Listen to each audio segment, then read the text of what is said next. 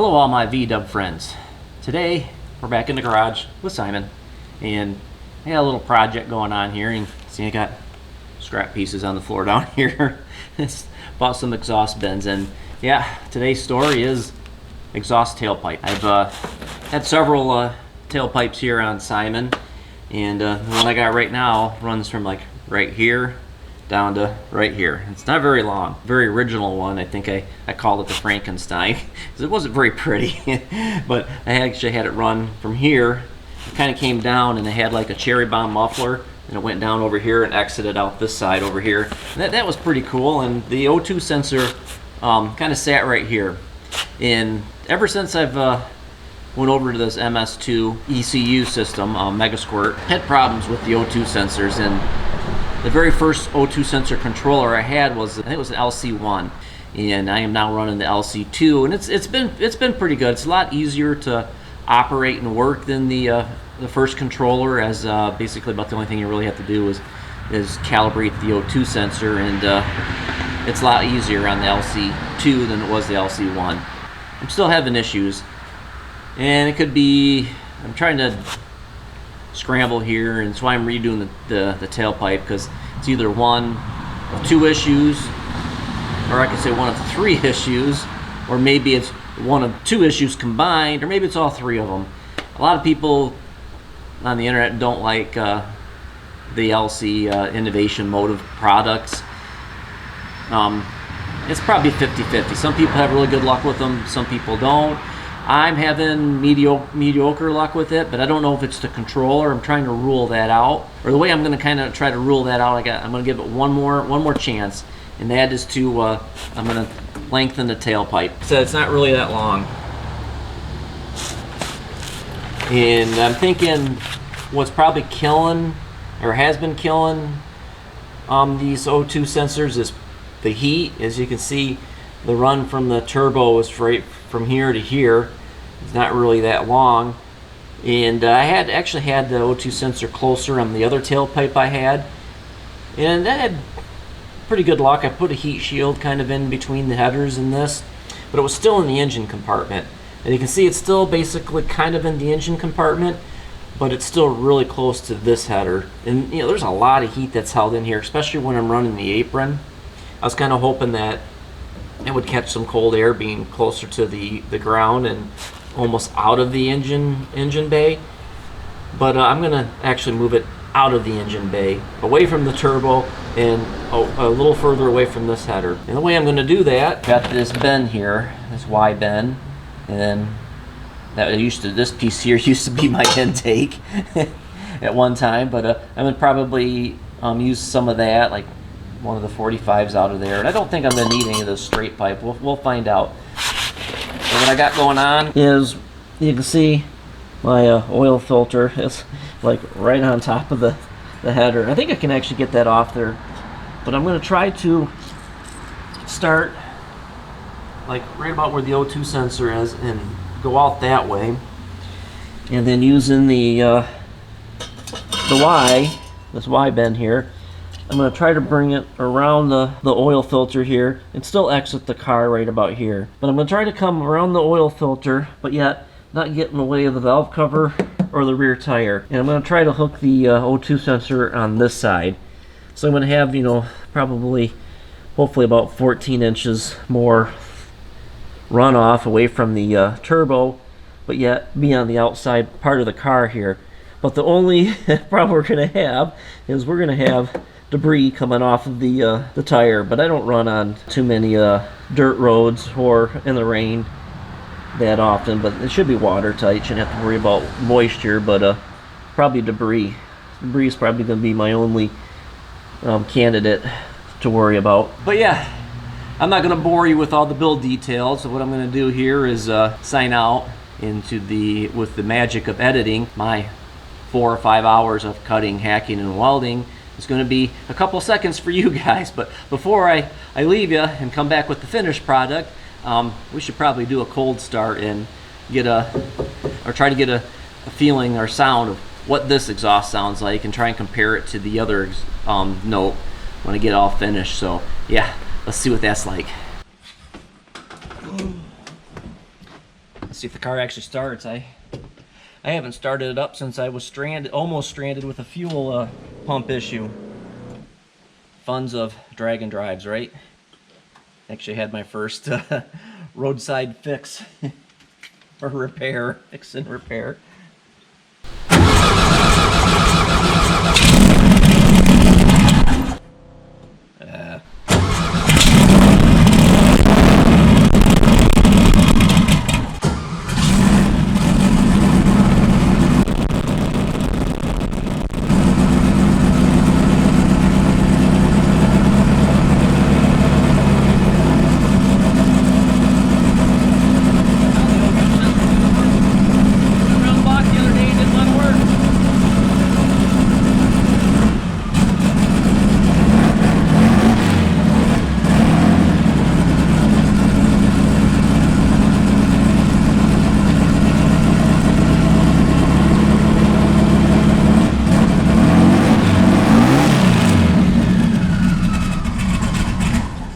I lied to you guys.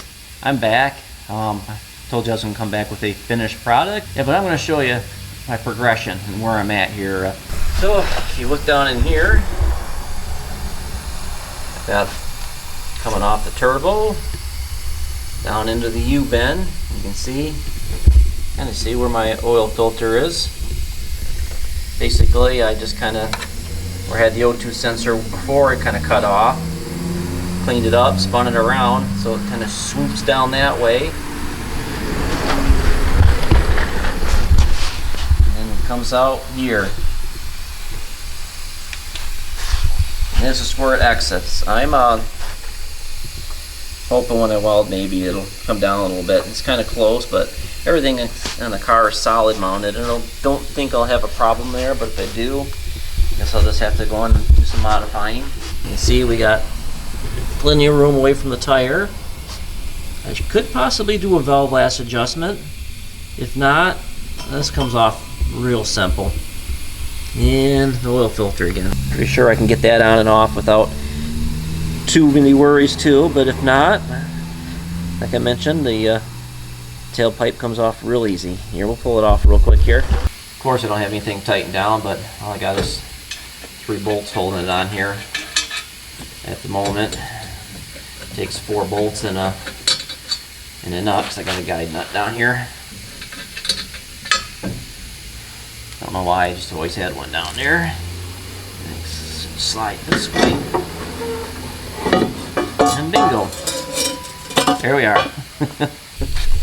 My lens is still dirty from when I started it up. I think I'm going to put the O2 sensor probably roughly in this area. They recommend, keeping it up, not going down from underneath, just so that the you don't get no water to collect on it and have it rust on you and cause other problems. And I have the extension on here just in case there's any oil that makes it past the turbo or just condensation. Trying to keep that off the O2 sensor. But yeah, I think I'm going to try to, if I can get the drill in here, to kind of put it down in here and hope that the pipe here, kind of helps protect it from the debris that comes off the tire somewhat. But one thing I didn't, I think I was saying I had like 3 problems earlier. And one was possibly the controller.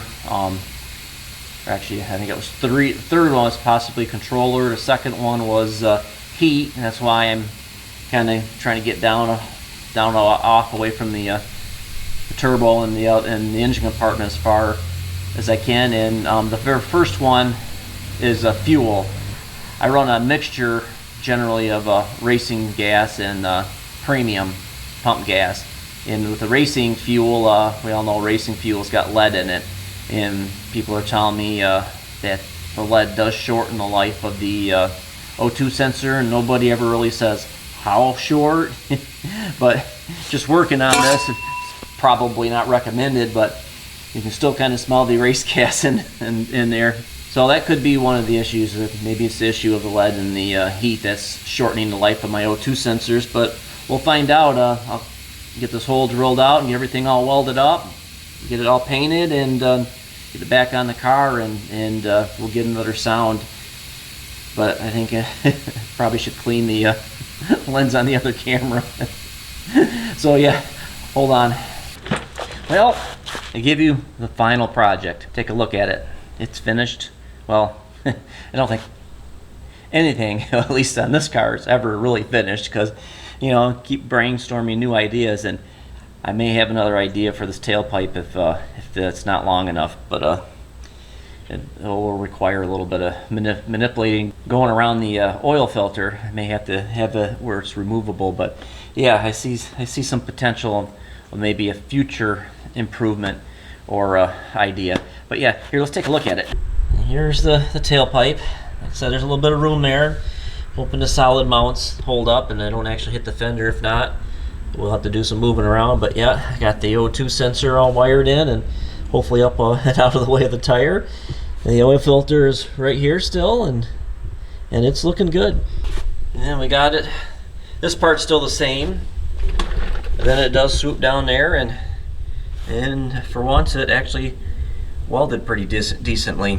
Now when it comes to this bend here, it's my understanding that turbos don't like a turn right after them, but you know, you see we right up against the wall. I actually went and cut this out. I'm not too worried because this piece is a replacement piece. I did replace that.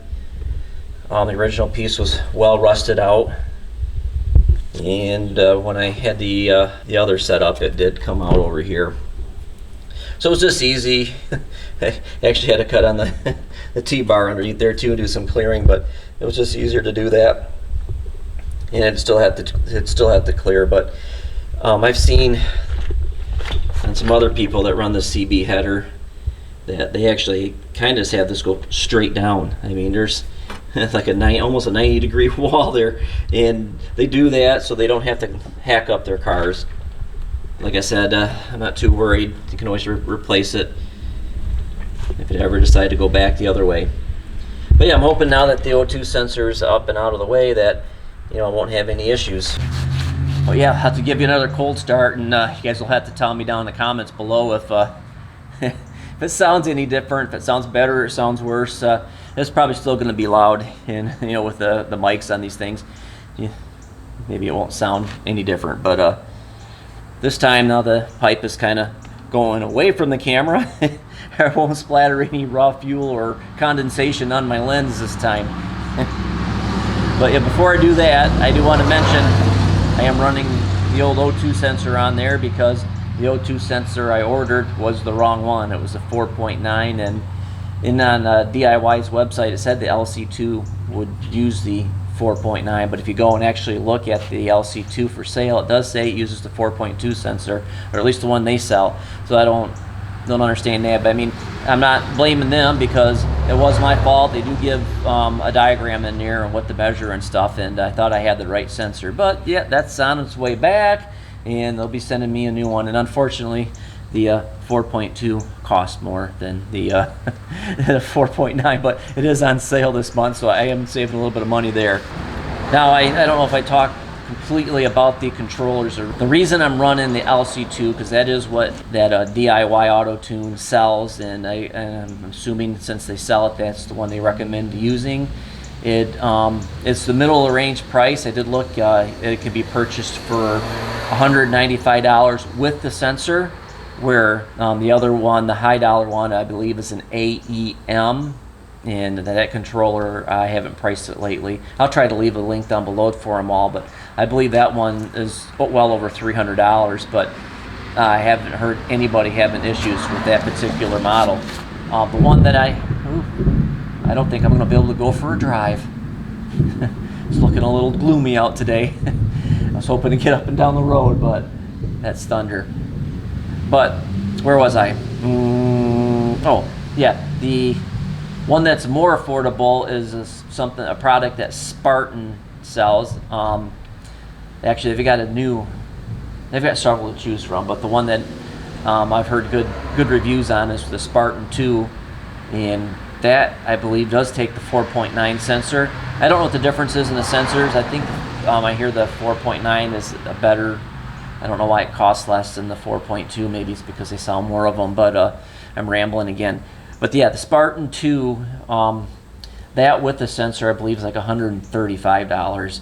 If you already got a sensor, I think they sell it for $75. But yeah, the reviews I've seen on that particular unit is really good. And I was almost thinking about buying that one, but it was out of stock. But I do see, as of a couple days ago, they do have it back in stock. And I almost, when I realized I bought the wrong sensor, I almost ordered it because, like I said, that does take the 4.9. But yeah, enough rambling.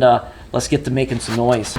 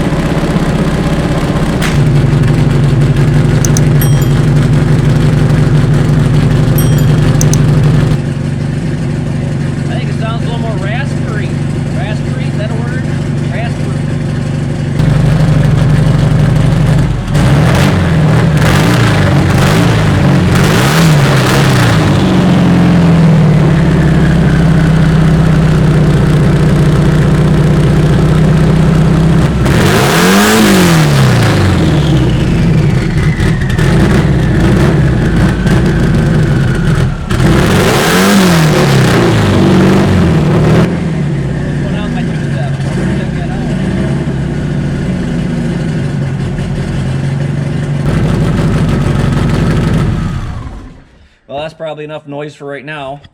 I seem to get a problem with my two-step. The wire must have come off.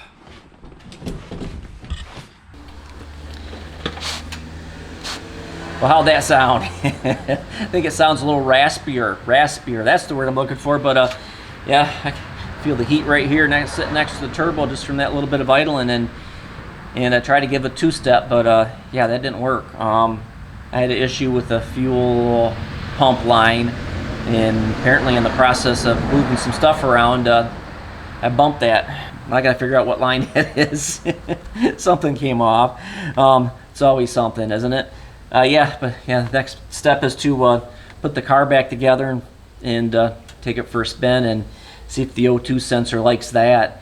It seemed to be working in there, but it's one of those things where you start driving down the road and it goes haywire. But yeah, and I guess enough is enough. So as always, keep shifting those gears, keep cruising, and enjoy the ride. We'll talk to you later.